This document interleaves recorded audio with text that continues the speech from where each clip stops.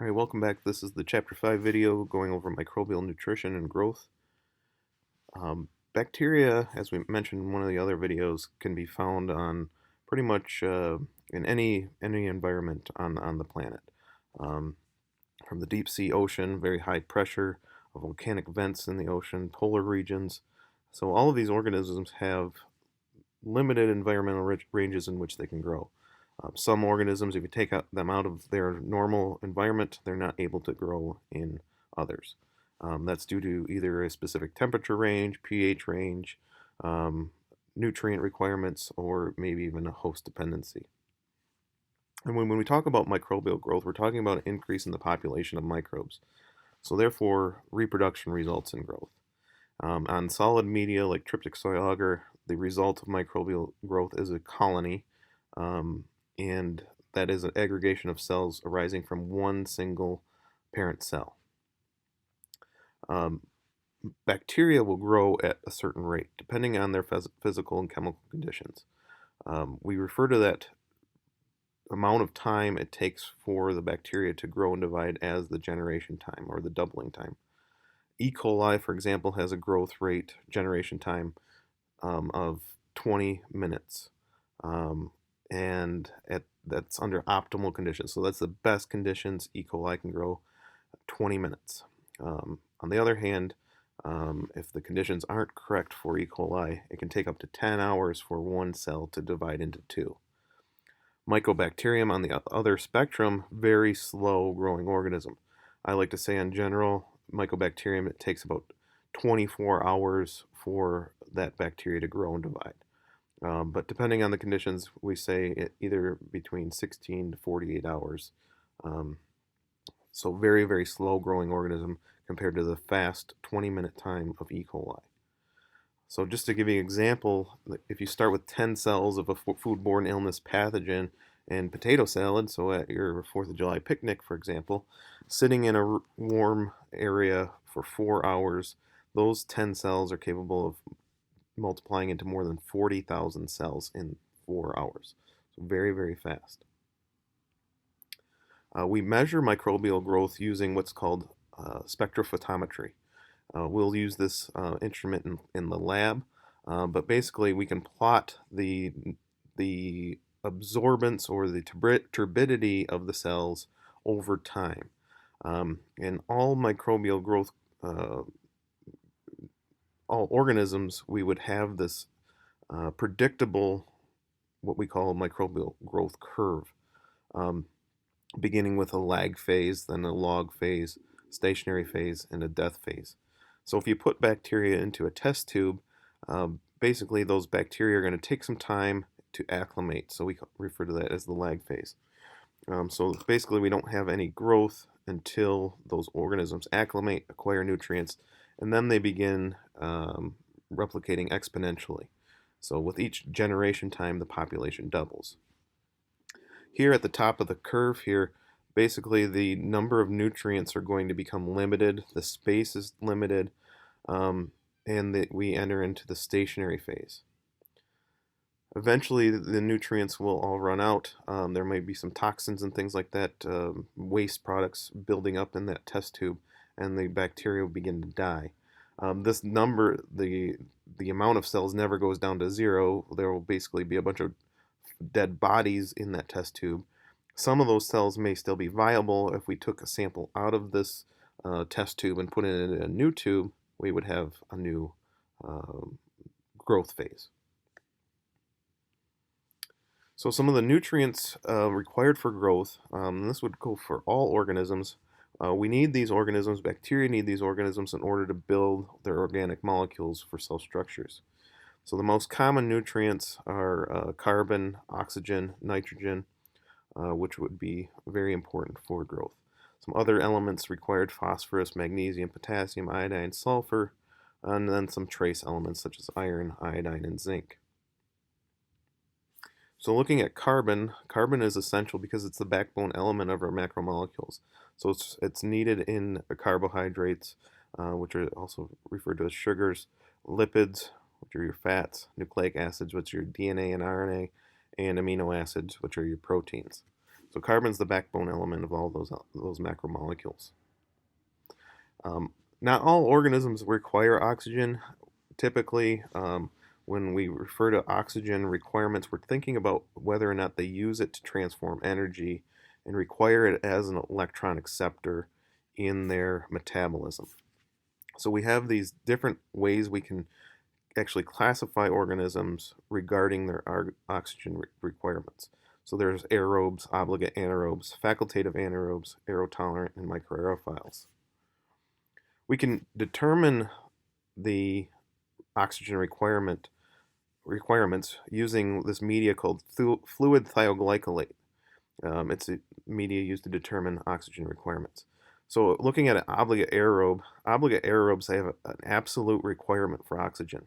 So in this media, there's a high concentration of oxygen at the top of the tube, and basically you have a gradient decreasing oxygen as you get to the bottom, so there's no oxygen at the bottom. So obligate aerobes require that oxygen. We would find them growing at the top of the tube. Facultative anaerobes, they grow better with oxygen uh, when it's present, but they can grow without it. So basically, facultative anaerobes can switch their metabolism. So they can go from an aerobic to anaerobic respiration.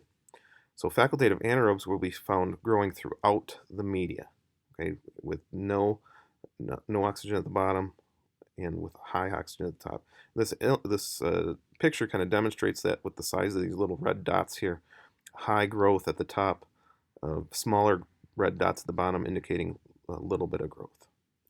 Obligate anaerobes, they cannot grow in the presence of oxygen. So oxygen is actually toxic to these organisms.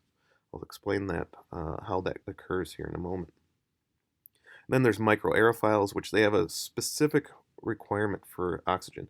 High oxygen concentrations can actually inhibit the organisms from growing. So we find them in a fine little line at some area in that oxygen gradient. And then there's aerotolerant. Another term for aerotolerant I use are fermenters. Fermenters are indifferent to oxygen, so they don't actually use oxygen, but they can grow in the presence of oxygen. So they're not using it to transform energy. In chapter 8, we'll talk about that again. So like I mentioned, the oxygen can be toxic to certain organisms, and actually it's toxic to all organisms, but aerobic organisms have these enzymes that are essential to actually overcome the toxic effects of oxygen. So all organisms produce what's called superoxide when they are living in the presence of oxygen. So superoxide, what it does is it steals electrons, so it's toxic to these cells. So aerobic organisms need enzymes to neutralize superoxides.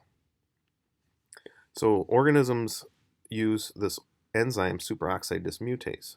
It's an enzyme that basically forms hydrogen peroxide by taking a couple of these superoxides with some hydrogen, and they make H2O2 or hydrogen peroxide and oxygen. So if you know anything about hydrogen peroxide, it's also toxic to cells, and that needs to be neutralized. So we have this other enzyme called catalase that breaks down hydrogen peroxide into water and oxygen. So it takes hydrogen peroxide, breaks it down. If you have ever poured peroxide onto a cut, you've seen bubbles, and those bubbles are oxygen bubbles from your cells producing catalase.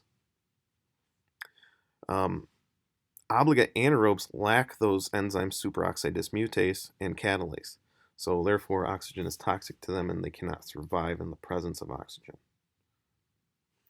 Nitrogen is another important element. We say this is a growth limiting nutrient. It's contained in many organic compounds such as DNA and RNA, proteins, and actually makes up about 14% of the dry weight of microbial cells. So it's a major component of bacteria. If there is no nitrogen, there is no growth. You need nitrogen for proteins and nucleic acids. So your nucleotides, your A, T, C's, and G's. The acquisition of nitrogen, how organisms actually acquire nitrogen, can come from a couple different ways. We have nitrogen fixation, which is only done by some prokaryotes. They're referred to as diazetrophs. We'll talk about those again in chapter 6. You can have nitrate reduction to ammonium by some bacterial cells, and then the other bacteria can recycle nitrogen from amino acids and nucleotides through a decomposition process. We'll look more in detail at the nitrogen cycle in chapter 6. Water is a requirement for all organisms. Certain environments can make water unavailable to the organism, so environments with high salt concentrations can limit water availability. So if the solute of a concentration is higher in the medium than in the cell, what happens? Basically, the solute is the dissolved substance, so a salt or sugar solution, for example. And what happens to the cell is if the concentration of the salt or sugar is higher outside, the water diffuses out of the cell due to osmosis, and that cytoplasm shrinks. So you get this crenation that occurs of the shrinking cytoplasm. So therefore, high solute concentrations can limit water availability, and basically we can use that to inhibit microbial growth. We can also classify organisms based on their ability to tolerate salt. So we call these organisms halophiles. They're obligate halophiles, which require high salt concentrations, and then there's facultative halophiles that can just tolerate high salt concentrations. So Staphylococcus aureus, for example, is a salt-tolerant organism that can colonize the human skin. It's an opportunistic pathogen. We can find it on all of our bodies. Then we have just non-halophiles, organisms that do not tolerate high salt. They cannot survive in too high of salt concentrations. Some physical requirements for growth would be temperature. Like I mentioned before, all organisms have a temperature range in which they can survive. And more or less, that temperature has an effect on proteins. So if it's too high, the proteins denature. And then there's also effect on the membranes of cells. So if the temperature is too low, the membranes become rigid and fragile. If it's too high, the membranes become too fluid and can lyse open. This image shows growth rate over temperature. So for this organism, as you increase the temperature, the growth rate increases. So all organisms have an optimal range in which they can grow.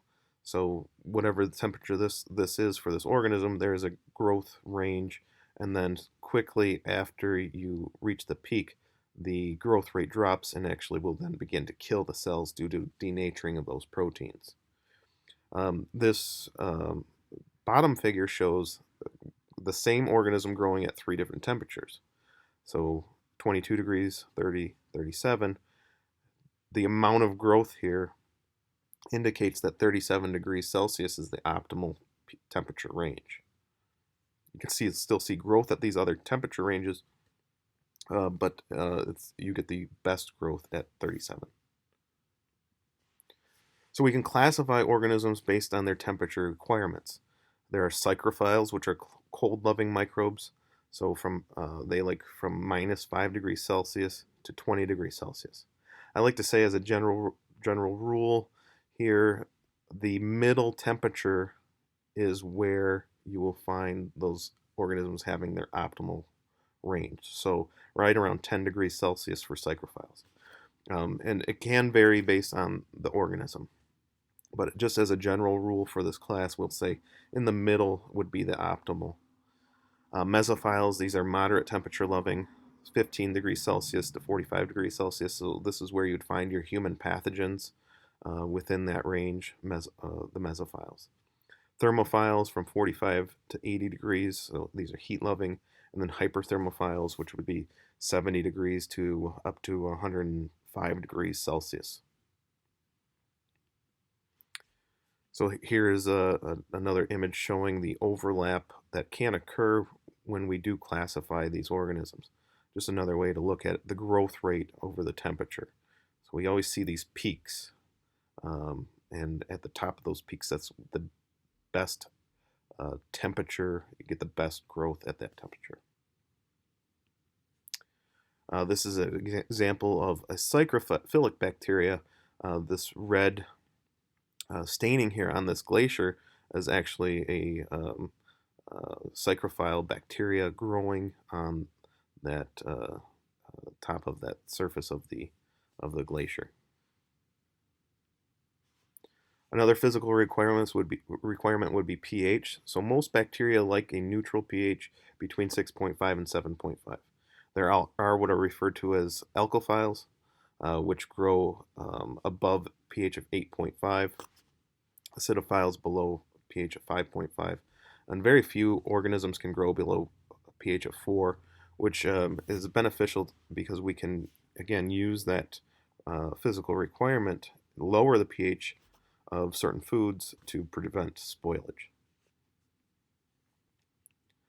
This concludes the Chapter 5 video. Again, make sure you complete the study guide and the associated quiz on e-learning. It might be beneficial for you to complete the study guide, read the chapter before you actually do complete the quiz.